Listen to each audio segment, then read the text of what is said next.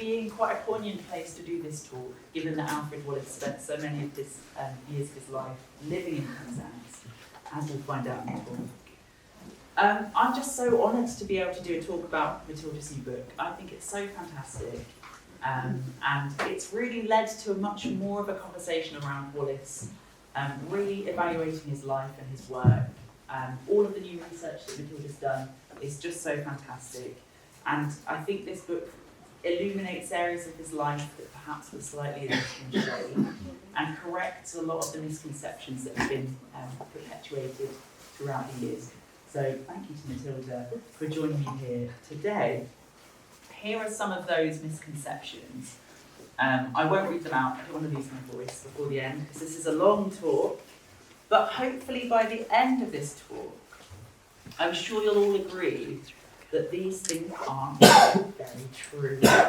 So, Ethan, I'm going to turn some lights off, is that okay? yeah, that's absolutely fine. Let me know when it's a good... Oh, I've turned all the wrong ones off. That's fine. That's right. So, let's start. A bit much. I think that's okay. That's good. Yeah, that's fine.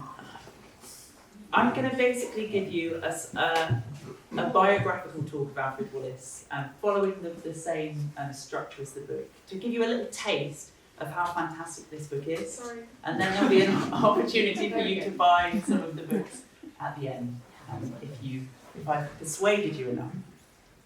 Matilda's book begins about 100 years before Alfred Wallis's birth, and it starts the story in 1746 with the birth of Alfred's great-grandfather, John Wallis, in Tredigny, which is near to St Burren.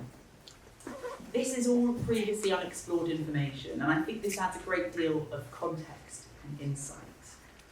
Alfred's descendants from the paternal line were the Roberts and the Wallis families, and they were from Tredigny, Paul, and then later Newlyn and Penzance. Alfred's great-grandfather, Abraham Roberts, was a blacksmith, and he had a smithy on Jack Lane, Newlyn, which was by the stone bridge. The smithy passed down generations, and it could be the one that is depicted in this painting from 1906 by Harold Harvey. So bringing a little bit of painting into this to whet our appetite for later on. What I think is so fantastic about this book as well, and I can't say it enough, are all of these wonderful family trees that Matilda has included. There's so many diagrams in this that just really help you to understand the complex nature of Alfred Wallis's life. Alfred's grandmother, Margaret Roberts, married John Wallis, a labourer, in 1804, and thus the family moved to New Street, Penzance, a street which would later feature in Alfred's own life. The conditions here were far from ideal. Typhoid and cholera outbreaks weren't uncommon in Penzance at the time, and a scathing public health report from a bit later, 1848, heavily criticised this area in particular. The report describes this as consisting of ruinous or ill-constructed privies and open cesspools, the overflow of which is exposed in gutters and ditches fringing the houses. Not a very nice place to live. Alfred's maternal line, which is this one at the bottom here, consisted of the Ellis and the McKee families, both living on Tresco. Duncan McKee, Alfred's maternal great-grandfather, was originally from Glasgow, having come to the islands as an infantryman in 1778. Both families would have worked with the sea. This was quite common on the Isles of Scilly at the time, and it seems appropriate that this would form part of Alfred's career as well. In 1809, Alfred's grandparents Thomas Ellis and Elizabeth McKee married, but in 1826, Thomas Ellis died. That is a bit of the theme of this talk, I'm afraid. It's not the most cheerful talk. After welcoming 3 sons and pregnant with her daughter, Jane, Elizabeth was faced with a difficult decision whether to raise her family on the Isles of Scilly and try and look for work, which was quite difficult at the time as a woman, or face the prospect of moving to the mainland, which is quite a hard decision to make. And Elizabeth's need was so great that she actually decided to take the hazardous 12 to 48-hour journey by boat to Penzance. And that was where Jane was born later that year in 1826. Alfred's mother Jane grew up on Coinage Hall Street, which was also condemned in the Public Health Report. There's a little bit of a theme running here already, being written that it was impossible in words to convey an adequate idea of the filth of this quarter. Quite a change to what we have there today. This proves once and for all that Alfred Wallis did have strong links to Cornwall. Many of the stories around him up until this point focus on the fact that he was from Devon and neglect the fact that he had this strong ancestry in this part of Cornwall, West Cornwall particularly. So Matilda, the first question for you is, what records were the most useful in identifying Alfred's ancestors? Definitely the birth, death and marriage certificates were very, very helpful. The first key to finding out some information was the marriage certificate of Alfred's parents, which showed that Jane was on Coinage Hall Street and also that his father was a sailor. That was fascinating information to me. We didn't know that about his father, that maritime connection. So I went to the National Archive in London and started researching the boats in Penzance that his father would have been on, and I found his name on a ship called the Stag. And then following Jane's address back through the census data, particularly 1841, I was able to establish that she was living with her mother, Elizabeth, and then had her birth, Elizabeth's birth as Silly, and I was able to trace back through the parish registers, which are an incredible resource, all the family of the maternal family and the paternal family, and that was the beginning really for me. I realised that there was a lot more to find out about Alfred Wallis's past, his Cornish ancestry, and really was the way the book started. Brilliant. And how does this all change the existing narrative we've come to accept?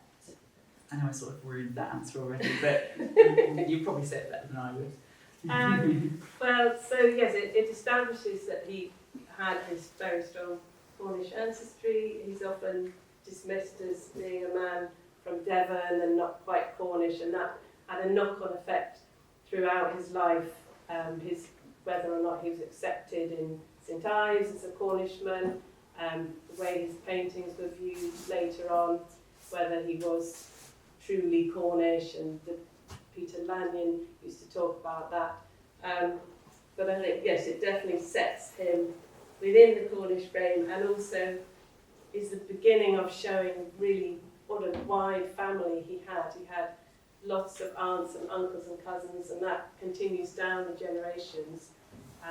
We often think of him just as Alfred as just an old man, isolated, but no, he had plenty of family who he engaged with.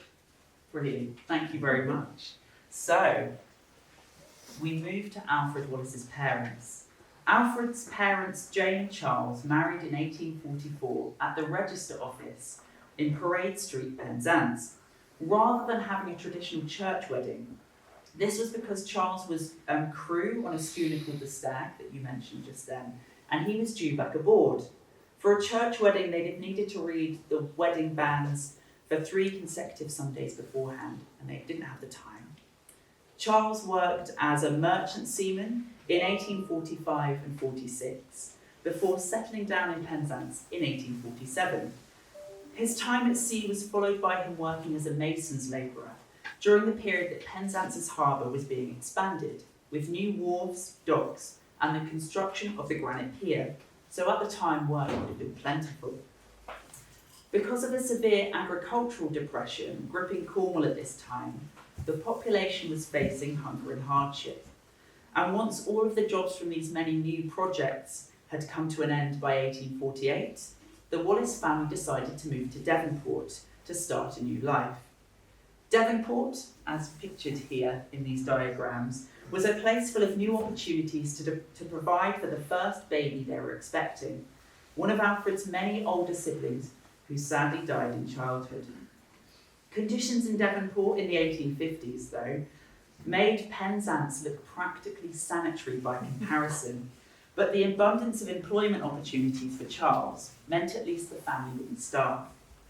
The naval buildings at this time would have been made from limestone, slate and granite, meaning there were plenty of jobs for stonemasons and labourers.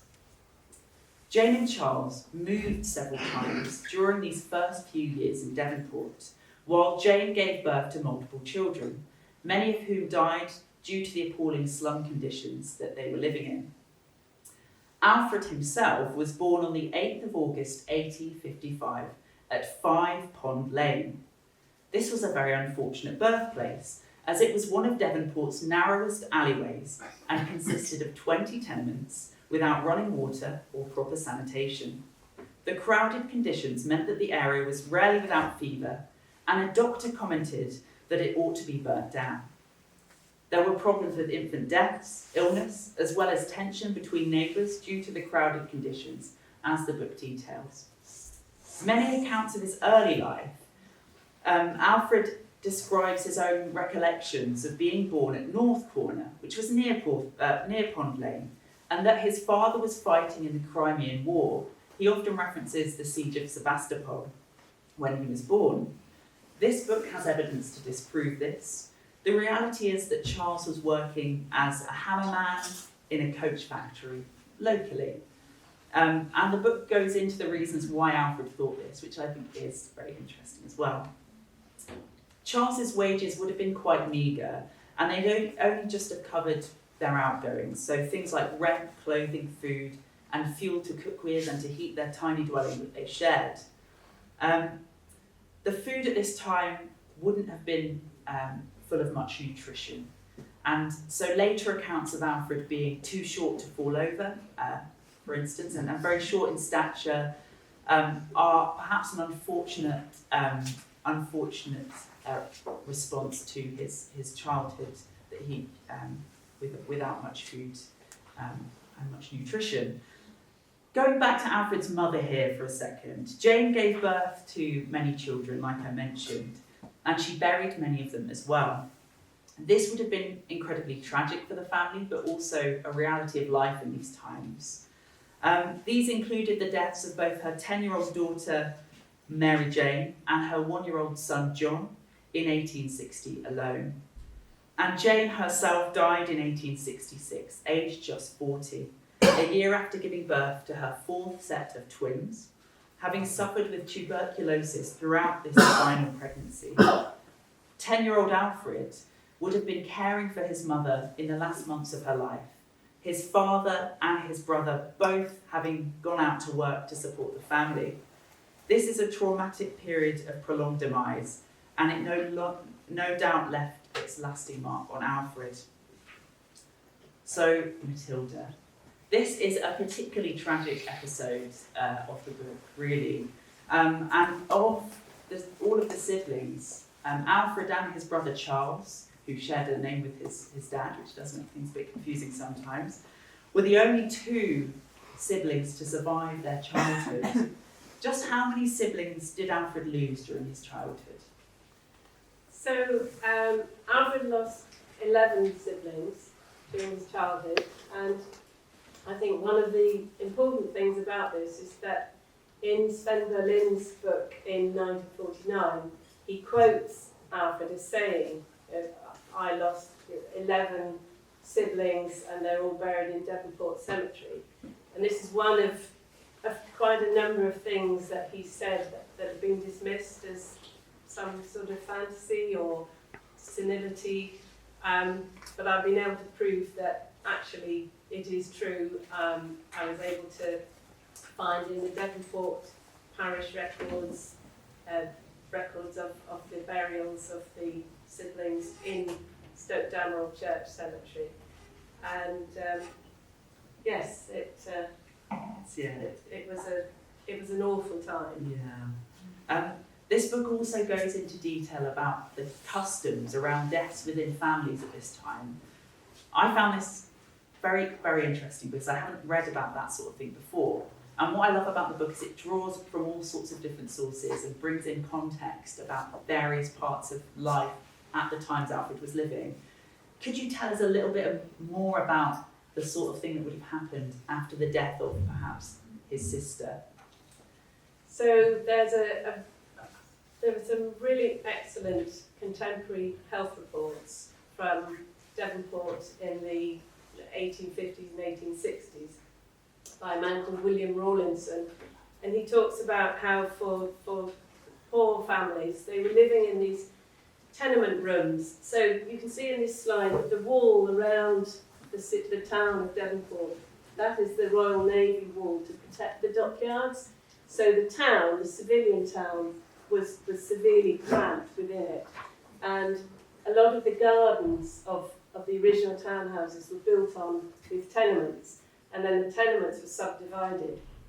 So Alfred's family would have lived in a one-room tenement and they would have had a bucket and they would have shared a cesspool in the courtyard. And in that one room they had where they slept, where they ate, there might have been a table, a fire to cook on, and William Rawlinson talks about the lack of mortuary facilities and the fact that in these tenements the poor would be laid out on the table and with the family. And I know from his 10-year-old sister's death certificate and then her burial record that she would have been kept in the tenement on the kitchen table for 7 days. She was buried 7 days after she died, and that was a Sunday. And it was William Rawlinson talks about how the labouring classes would keep the body of a particular child until the following Sunday, because the day everyone were not working and they could go to the funeral. So it's and it talks about, I won't go into it. Yes. I do mention it in the book, but it talks about the hazardous, the hazard to health of doing this practice, and really it's remarkable that Alfred Wallis survived his childhood when 11 of his siblings didn't and his mother didn't. Which then leads me to that's actually a great segue into what I was about to say.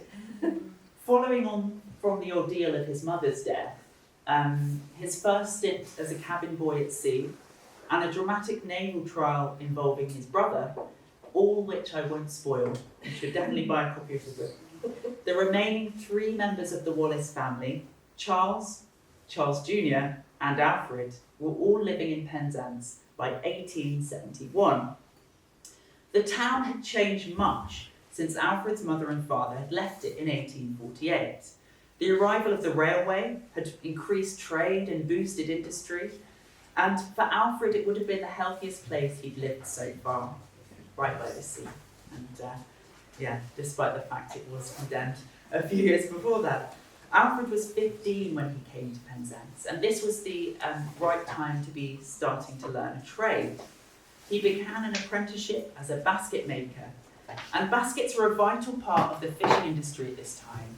They were used for transferring and transporting catches of pilchards off the boats, and also used by the fishwives to carry the fish by foot from village to village, selling to various places. By the time that he was 19, Alfred was working on New Street, that I mentioned before, and he was still an apprentice basket maker. It was at this time he met a man called George Ward, who worked as a waiter in the Queen's Head Hotel, next door but one to Alfred's workplace. And just a note on that, it is different to the Queen's Hotel that's still there today on the Prom. The two became firm friends. George had plenty in common with Alfred, having also moved from Devon and having lost a parent and several siblings too. Alfred is known to have spent many hours at George's family home, where he'd have met George's mother Susan and her 4 other children.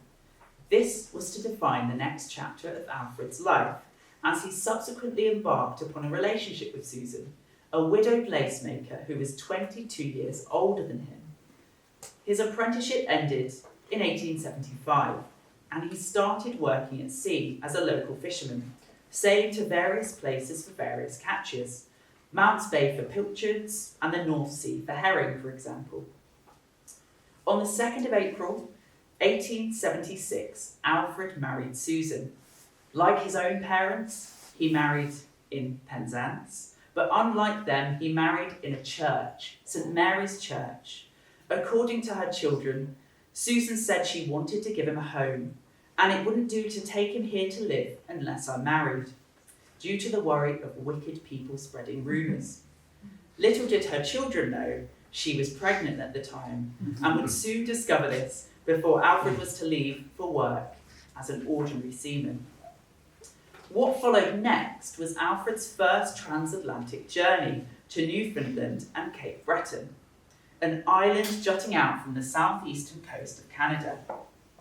Another fantastic diagram, thank you very much, Matilda. He sailed on the schooner Pride of the West, which we know from crew lists. This was the start of a brief period as a merchant seaman, during which time he travelled to Labrador, facing an arduous journey there and back on the Bella Venture, in treacherous conditions, surviving a near-death experience, which is all detailed in the book. This is, something I will mention constantly.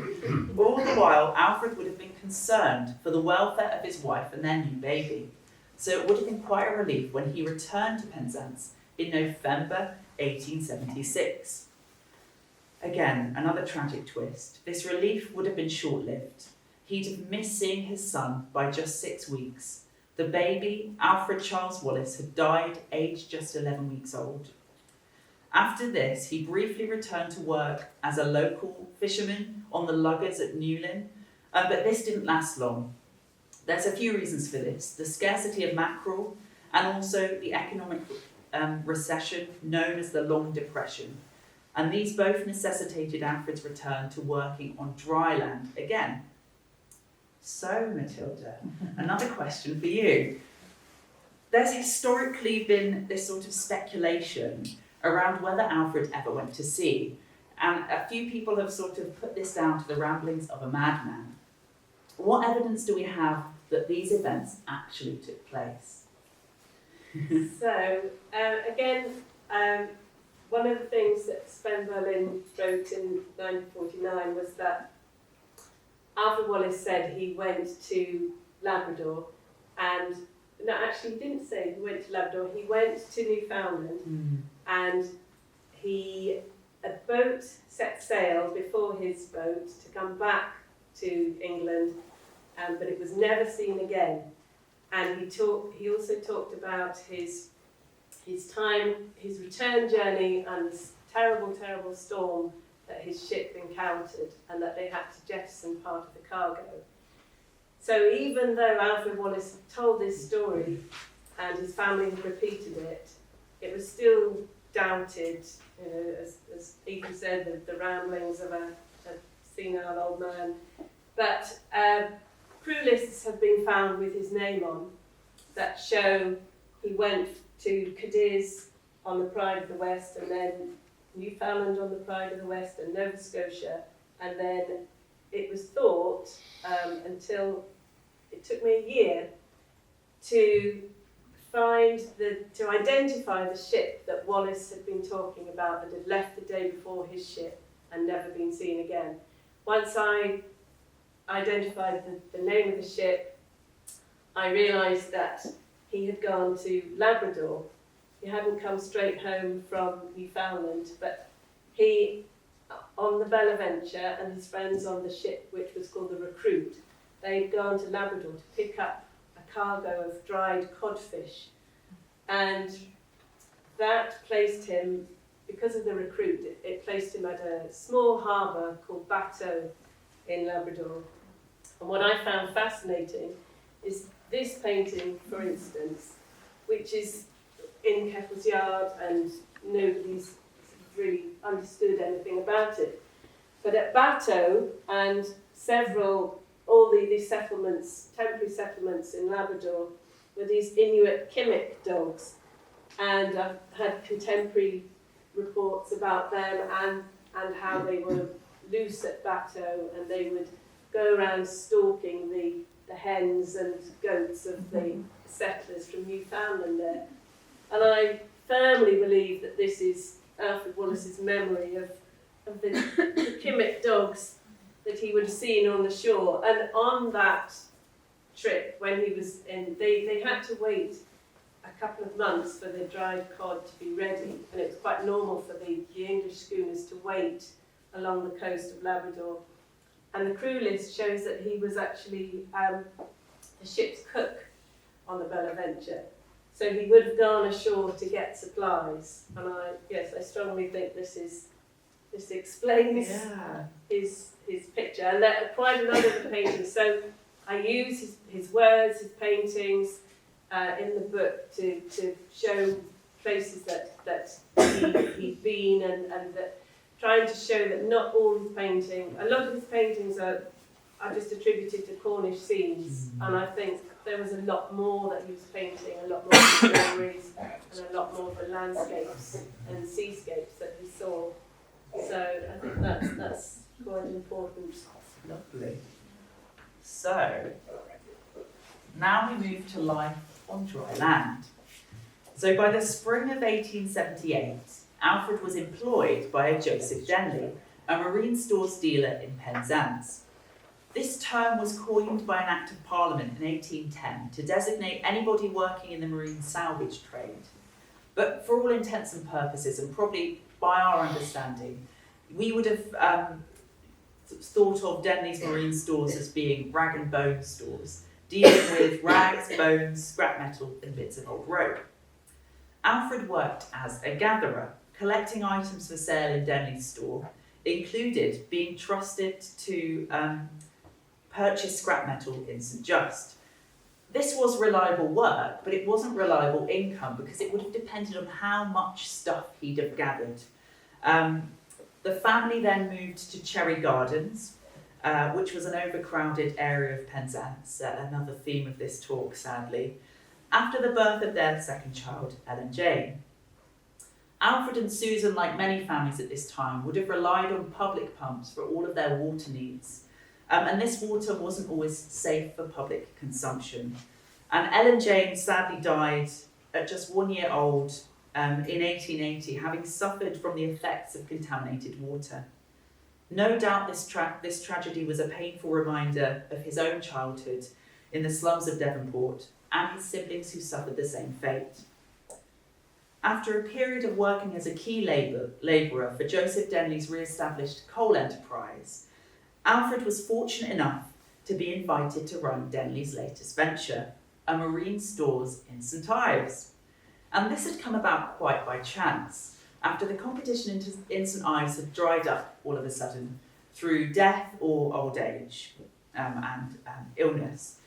Denley chose the industrious and teetotal Wallis to run his new venture in St Ives, and thus the family moved there in 1882.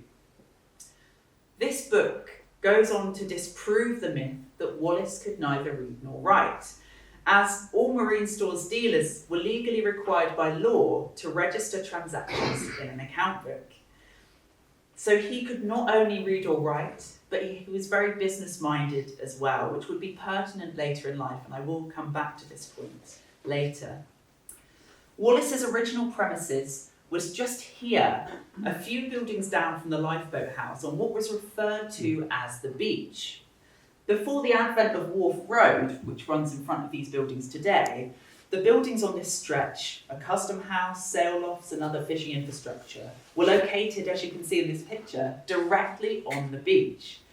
Alfred and his family lived above the new marine stores business, with an excellent view of the harbour, which was great for Alfred, as he'd have been fascinated by all of the schooners and the steamers going in and out of the harbour, and no doubt this influenced the themes of his paintings later on as well. Denley and Wallis decided to move the marine stores business to a new location on Bethesda Road, which is now called Bethesda Hill, in 1884. And this is possibly due to the risky location that being right on the beach, the risk that posed for flooding for arm or leg.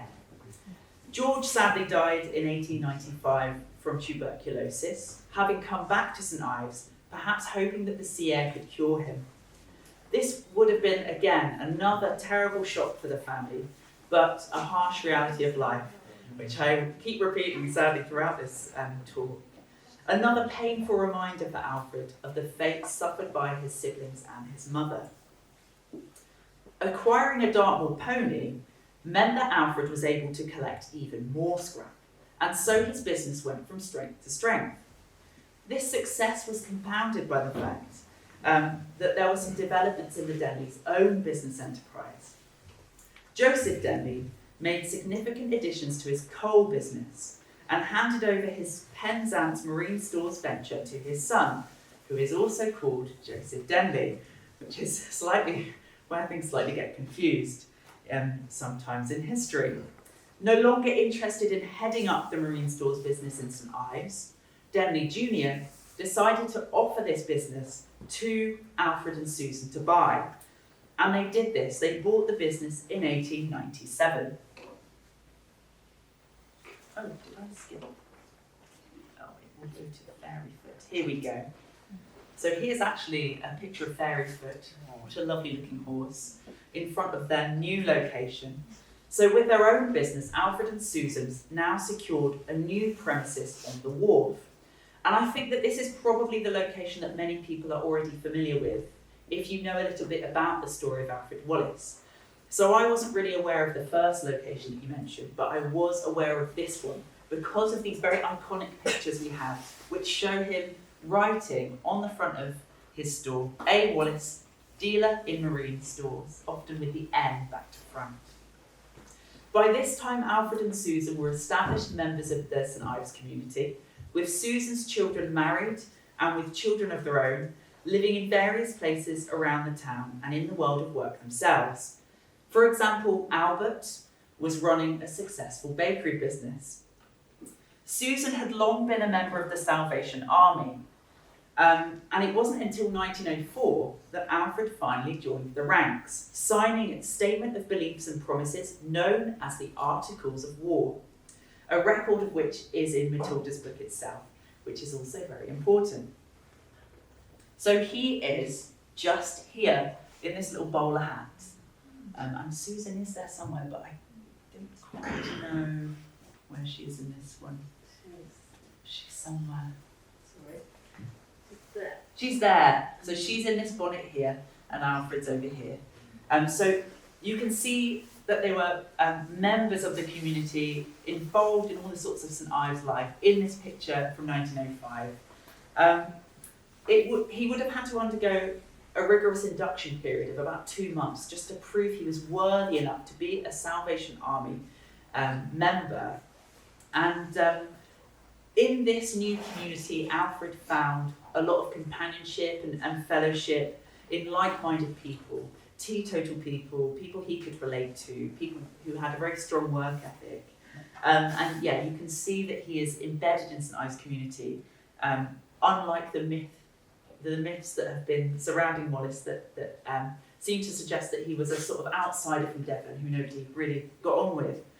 In 1908, Alfred and Susan invested their hard-earned savings and Susan's old age pension, which had only recently been introduced that year, to buy a cottage on Back Road West.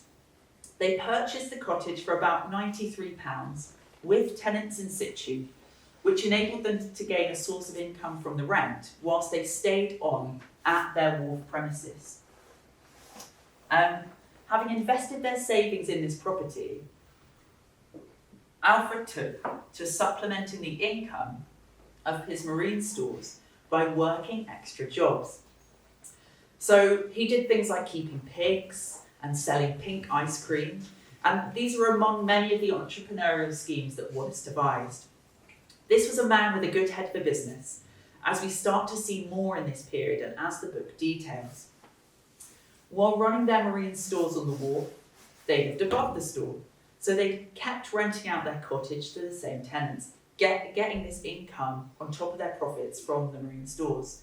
But by 1911, Alfred and Susan had moved into their cottage on 3 Back Road West, Today there's a plaque in front of it, and definitely worth going for a wander around that way, because it is a really tiny cottage. By then, Alfred and Susan would have wound down their marine stores business after almost 30 years in this industry.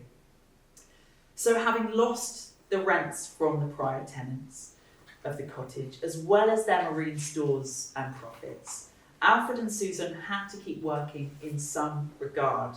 So Susan would have kept making lace, and Alfred would have been selling his ice cream in the town. Despite the lack of electricity and running water in the cottage, and the fact that they were working relatively hard to survive still, it must have felt like a comfortable standard of living compared to what they'd have been used to in the decades prior to this. They were to live happily together for the next 11 years in semi-retirement. What I found so interesting about this book, and this is directed at you really, Matilda, a lot of praise here from me. The book details the layout of the cottage in the 1930s, which is something that I've never come across before in any previous books. And I'm a very, very nosy person, and I love to know what people's houses look like.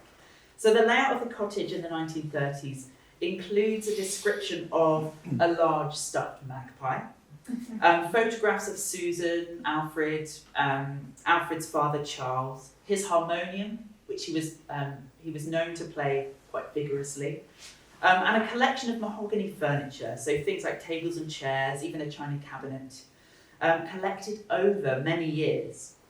This, to me, really brings the story of their life together alive. You can imagine them living in this cottage, spending their 11 years in semi-retirement, making lace and working very hard still.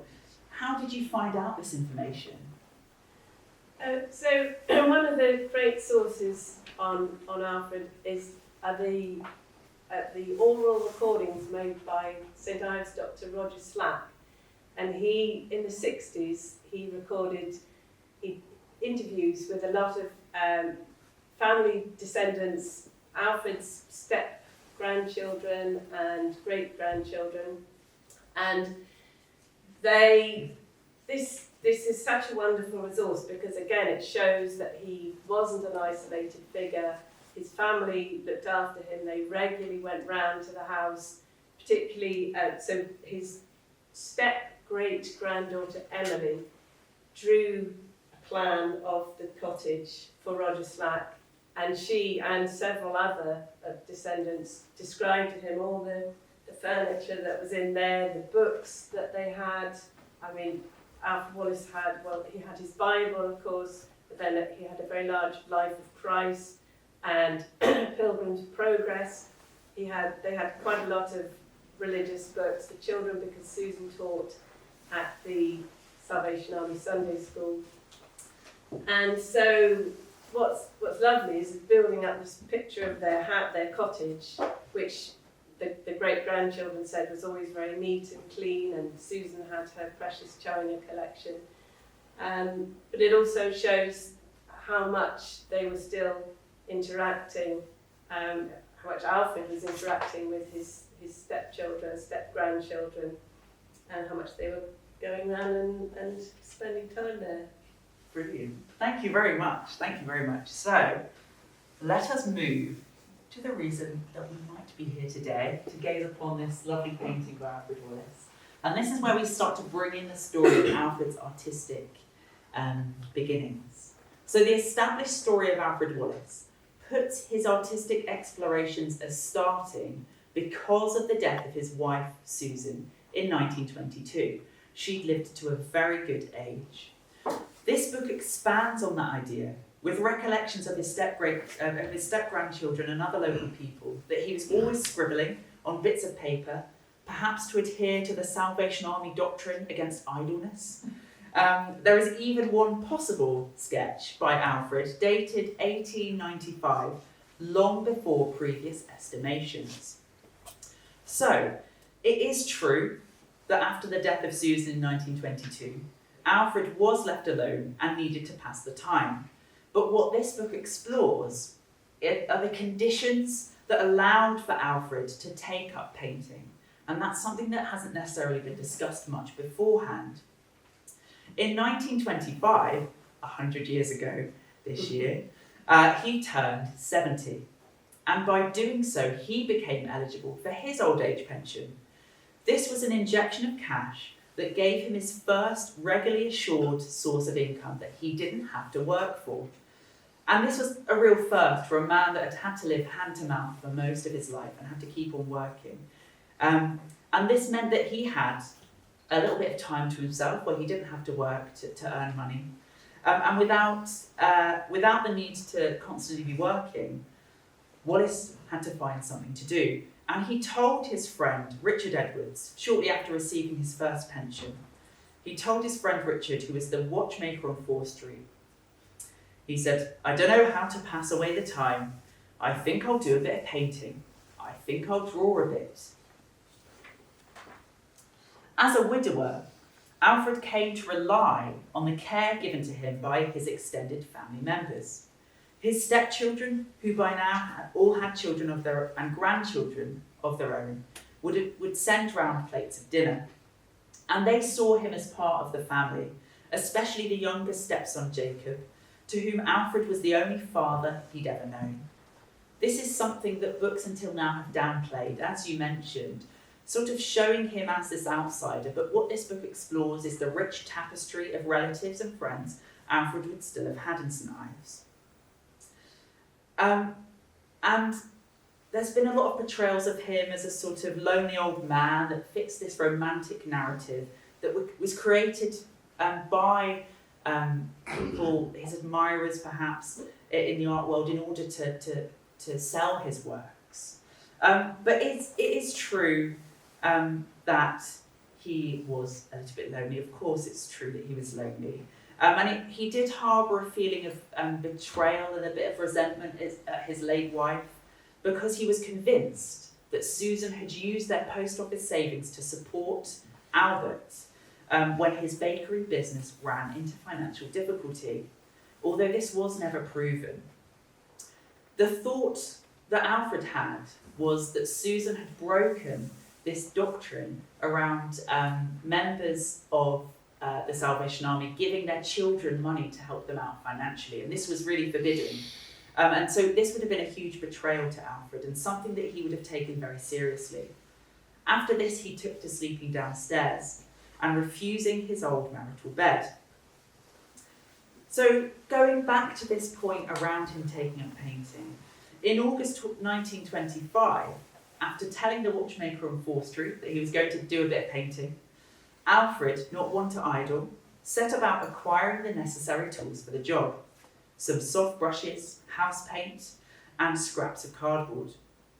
This was to be a formula that we all know to be the key to Alfred Wallis's artistic success. Little did he know, at the time, how influential he would later become. But why did he decide to paint? Why not decide to do something else? Well, we know from his sketches and his step-grandson Jacob's testimony that he'd been drawing for several years already, but without much intent. So perhaps living so close to Porthmeor Studios, he would have seen artists coming and going with their paints and their easels, and been inspired to try it himself. I often like to imagine him doing what a lot of us do when we see artists painting outside or anywhere, and just think, oh, I could probably do that myself. But he actually decided to go for it. With this money that he had and the time he had, he decided, you know what, I'll give painting a little bit of a go, and he wasn't afraid to try something new. We know that he was one to try new things. He wasn't afraid of shying away from these business ventures, for instance, selling ice cream. And Wallis took to painting things that he was interested in. And the memories that he had from his time at sea, as we can see in this painting, for instance, seemed to be something that he was keen to convey in his work. His depictions of the great schooners of yesteryear and the smaller, more traditional fishing boats like seine boats and luggers appear many times in his artistic repertoire. And he captures each one of these with incredible attention to detail. So despite his lack of any formal artistic training, you can see that he was someone who was very dedicated to accuracy in his work. One summer, in 1928, after becoming aware of the first summer exhibition by the nearby St Ives Society of Artists, Alfred pinned 1 or 2 paintings to his door, hoping to advertise his presence. And it worked. The prevailing narrative of what happened next has gone down in history books as Alfred Wallis's discovery. And I'm going to just take a sip of water before I say this next bit, because it's very, very clever, and I feel very clever saying it. Because when I sent this to Matilda, she said, "Love it!" And it's just like filled me with absolute delight. So, a discovery puts much of the credit on his discoverers, but I think it's truer to say that this was his artistic emergence, and that the 2 artists who chanced upon his cottage while strolling down Back Road West were very lucky indeed. These 2 artists were Ben Nicholson, a painter, an abstract painter in fact, whose parents were both painters, and Christopher Wood, who I describe as a maverick painter, who was on a mission to become the greatest painter that had ever lived. A very exciting person to research if you ever have the time. And they were on a day-long painting excursion to St Ives, and they were incredibly fascinated when they happened to chance upon Alfred Wallis's depictions of boats on his door, on pieces of cardboard, and they actually went inside, they struck up a conversation with him, and they had to convince Alfred to part with some of these paintings and actually accept some money, because he was quite willing to just give them away for free. What these artists had chanced upon was an artistic goldmine inspiration for them. They were 2 artists with formal training, and for them, Alfred's unschooled, intuitive approach created a fresh imagining of what painting could be, free from associations with the 3 main artistic trends of the time: surrealism, constructivism, and abstraction. His work represents complete artistic freedom, and his appearance as an old Cornishman added a romantic narrative to his paintings of ships and cottages. Between them, Wood and Nicholson had found their unlikely muse. Determined to make the most of their new discovery, which I put in quotation marks, Nicholson brought his wife Winifred and family to meet Alfred, and even established a scale of prices for his work, fixed at 1, 2, or 3 shillings according to their size. Once back in London, the Nicholsons wasted no time in telling all their friends about this new discovery, but actually it didn't generate much interest, to be honest. This all changed when Ben Nicholson told his friend Jim Eade, who was a second assistant at the Tate Gallery, and who would much later establish Kettle Yard. And he's somebody whose name is associated with Wallis's story quite significantly. It's Kettle Yard is where there's a large collection of Wallis's work to this day, and definitely, although I've never been myself, somewhere that I'm always telling other people to go to, and I will go there one day. Jim Eade's subsequent correspondence with Wallis, via letter, is one of the most valuable primary sources when it comes to his artwork, as it dates many of his paintings. Wallis would send parcels of work to Jim containing paintings for sale or return. And in the letters Wallis enclosed, he wrote about the works. So this helps us to determine their subjects and understand their possible meaning, and also to date the works roughly as well. This again disproves this myth that Wallis could neither read nor write. He had a beautiful, ornate but wonky copperplate style script, which also suggests that he did have some level of schooling as well, as this is the type of handwriting that they would have taught in schools when he was a young boy. He had a slightly different arrangement with Ben Nicholson. So initially he was corresponding with Nicholson, but on a commission basis, and this was something that surprised me. Nicholson would send Alfred requests for paintings via letter, and a stamped and addressed postcard to reply on. But in November 1928, it became apparent that this was a far from ideal arrangement for Wallis, who was off his food from being inside so much.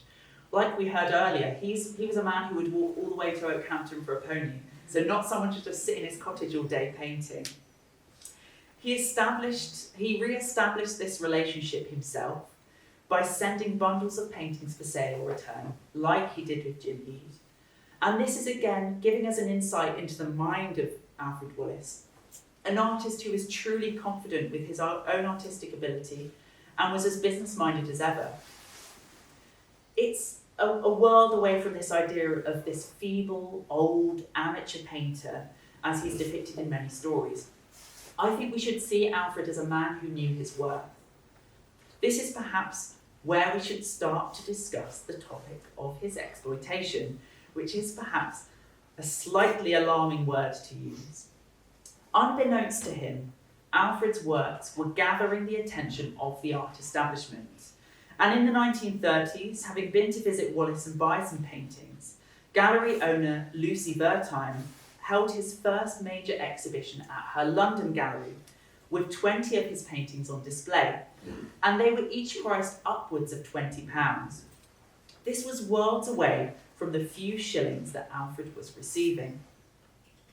Nicholson and Eade were also increasingly aware of the market value of Wallis's paintings, but people continued to buy his work at the original scale they'd set in 1928. Jim Eade even travelled overseas, promoting Alfred's captivating paintings to further the appeal to the American art market. This can be seen as a willful neglect of the artist that they were championing and that many were profiting off. Alfred was using the meagre income from his paintings to survive, writing in 1934 that "I am poor myself, a pensioner of old age. The paintings do come in to buy clothing or anything in that way needful." Alfred was unable to afford repairs on his cottage due to the low income from his paintings. And the fact that these low prices affected Alfred's quality of life in a material sense suggests that he was in fact exploited. In this period, we also see the first instances of his Ancient Mariner, romantic idea of Wallis, and also a really big misunderstanding over the nature of Wallis's career, heavily associating him with a long life on the ocean rather than a business owner in his own right. This misunderstanding was to shape public perception of Wallis, and even to this day remains quite a significant part of the myth of Alfred Wallis's life. Over the following years, Wallis's cottage became this sort of itinerary destination, and many of the guests who stayed at Little Park Owls, the home of Adrian Stokes and Margaret Mellis, they would have gone to Alfred Wallis to visit him and to buy some paintings for this very cheap price. And these included Nicholson and his second wife, Barbara Hepworth. It's clear that his work influenced the many people that came across it, but what is it about his work that is so special? Well, to start with, we have his unorthodox use of surface. So we have him using old cardboard box lids, for example, from grocery boxes, but he also used things like ceramic marmalade jars, bellows, and even the dinner plates that his relatives would have brought dinner on to him. And there's many a story of him sending the plate back with paintings on, and the mother of the child going, "Oh no, not again," and washing off the painting, or the paintings going on the fire, or anything like that. And this was a real fresh imagining of what painting could be. It was worlds away from what many people thought that fine art should be at this time. Many people at that time, and actually to this day there's still a few, expected artists and proper art, let's say, to be rectangles on canvas or board using artists' oil paints. And his use of cardboard was a very deliberate choice because it allowed him to paint quite thick onto this surface without it crumbling.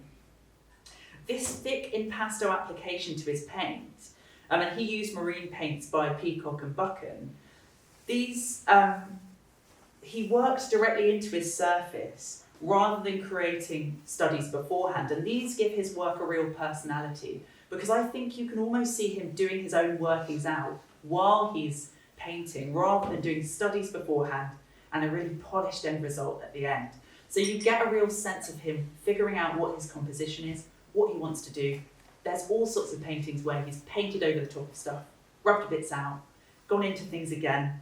And he worked with quite a limited colour palette for most of his work. But this was another deliberate choice, a bit like the cardboard. And he once said that there's been a lot of paintings spoiled by putting colours where they do not belong. And I love that quote so much. Another marker of Alfred Wallis's work is what I like to describe as his wonkiness, which is maybe not the most academic of words. This lack of consistent scale and perspective is, I think, his emotional response to the landscape. There are suggestions as well that with houses, he would paint things bigger or smaller according to how much he liked the person who lived there. But this could perhaps just be a myth that I'm perpetuating. So maybe in the future someone would do a talk myth-busting that, which I'll be very happy to take. So this intuitive and unusual approach really shows that you don't need artistic training to make exciting paintings that continue to be the cause of debate and discussion for artists and historians alike, and the reason that many of us, or all of us hopefully, are here today. His depictions of boats are particularly fascinating, and here you can see the incredible attention to detail and the accuracy of his rigging in his paintings of schooners. Like in this example, so this was a man that was clearly dedicated to his paintings. What I think, Matilda, is so valuable about your book is that you have all sorts of diagrams in it. And this is a fantastic one, because I'm not sure about anyone else in this room, but I know absolutely nothing about schooners. It's just not something they taught me at school. And so I would look at this and think, that's wonderful, that is a boat, that seems very accurate. But I don't have it backed up that this is particularly accurate. But in the book, we have diagrams that show exactly what all of these parts of the book, parts of the ship are called, which just show that he really knew his stuff. He remembered it, whether having seen it on his journey at sea or living above the marine stores, seeing the boats go in and out from the harbour, observing these ships in the harbour in St Ives. This was someone who was very, very observant, and he wasn't doing these from eye, he was doing these from his own memory. So that's a real skill as well. His paintings are of remembered scenes, and so these are things that exist in his memory. And boats, memories that he had that he found very poignant, that he wanted to record, almost like a diary in a way. And many of the boats that he's depicting while he's painting these in the 20s and 30s were no longer common. So the heyday of the schooner was 20 or 30 years before he was painting them. So these paintings are almost a metaphor for how Alfred felt, living in a world that was changing beyond all recognition. He actually said, I paint mostly what used to be, from my own memory, what we may never see again, as things are altered altogether. And that is such a timeless sentiment. I'm sure that everybody feels like that at one point in their lives. And Alfred just sums up that human experience so well. So these works could be viewed almost as an art therapy, a way of making him feel comforted in a world that he felt that perhaps he no longer belonged in, a bit like these schooners. And finally, it's the way that these works were displayed informally. So they were either nailed directly into the wall, or leaning against a wall, or on a mantelpiece, just leaning up against the wall as well, just resting, quite informal, maybe quite a lot of them stacked one against another. And it set them apart from much of the mainstream painting of that time. And like I said, to this day, many people expect proper art, and I use this because obviously Alfred shows us that there's no such thing as proper or improper art, to be framed and glazed and hung neatly on a gallery wall. Wallis's work challenges our preconceptions around what it should look like, how it should be displayed, and even who should be making it. So no wonder Nicholson, Wood and Ede were so inspired by these wonderfully unique paintings. There's so much to read from them. Now, I wrote this little bit very recently because I thought we actually have a painting in the auction. And you will note, despite what I've just said, that many paintings that you see in auctions or in people's houses or on display in galleries are, in fact, framed and glazed and very neat, whether you display them authentically and they degrade over time and we don't have them today, or whether when you have them in your collection you glaze them and frame them. And I think that that is the key to their longevity as well. So it is good that people have done that. So thank you to whoever had this piece before. These qualities all come together to make a recipe for success. And they are incredibly distinct works, incredibly personal works, and they're incredibly compelling to view. And this explains his enduring popularity. Now, Matilda, there's a part of the book which mentions that Ben Nicholson and Jim Eade set this pricing scale to be fair to Alfred. What are your thoughts on this? So, the whole element of whether or not Alfred Wallis was exploited has been a large part of his story. And in the book, I wanted to explore this as carefully as I could and in a neutral way, using a lot of contemporary documents, letters between Nicholson and Eade and so on, using their own words to let the facts speak for themselves. I didn't want to accuse anybody of anything. I just wanted to present the information. Edwin Mullins, who wrote about Alfred Wallis in 1967, wrote that Eade and Nicholson had set the scale of prices because they thought that if somebody paid £10 for a painting and somebody else came along and paid a couple of shillings, that it wouldn't be fair to Alfred. So I found that quite a strange thing to say. And then Mullins went on to say that Nicholson sensibly set the scale of prices. Just read this. Because of Alfred's acts of charity, the prices of his paintings were deliberately kept low. If he had any extra money, Wallis would simply give it to charity, and Nicholson very sensibly arranged that he be paid not too much and on a fixed scale according to size. So, in the book I've tried to balance the idea of Alfred Wallis as a painter, painting for the love of painting, but there's also quite compelling evidence from his letters to Jim Eade that he was also painting to make money, and he needed money for more painting supplies. At one point he writes to Nicholson and says, I've spent many pounds on paint, so I'm thinking I'm going to have to give it up.